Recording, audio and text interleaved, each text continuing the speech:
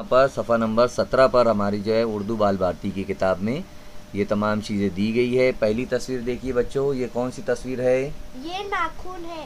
Very good, ये नाखून की तस्वीर है। तो नाखून की जो तस्वीर है, हमने तस्वीर का तो नाम बता दिए।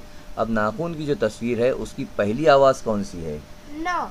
वेरी गुड, उसकी पहली आवाज़ है न है। दूसरी तस्वीर कौन सी है? ये नल है। वेरी गुड, ये नल की तस्वीर है। तो नल की तस्वीर में पहली आवाज़ जो आई है वो किस चीज़ की आई है? न की आई है। ये तस्वीर कौन सी है? ये नोट है। नोट है। तो इसकी पहली हर्फ की आवाज़ कौन सी आई है? न।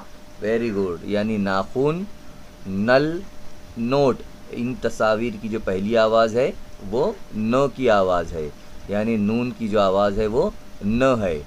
अब यहाँ पर दिया गया है ये आखिरी तस्वीर, ये कान है। वेरी गुड, ये कान है। तो क्या कान के पहले हर्फ की आवाज़ न आई है?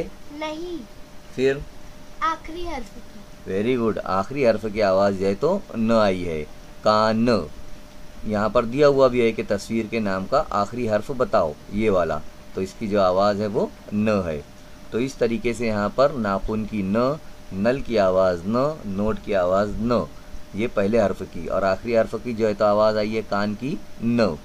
तो यहाँ पर नाखून जो है तो यहाँ पर हर तस्वीर के जो अल्फाज दिए गए हमारे सामने ये सब, तो इसके अंदर न हम लोग देख लेते हैं कि न जो है तो कहाँ पर है। तो ये देखिए यहाँ पर न की आधी शक्ल आपको नज़र आएगी, ये वाली। इसी तरीके से यहाँ पर नल में ये जो शक्ल नज़र आ रही है ये न की है।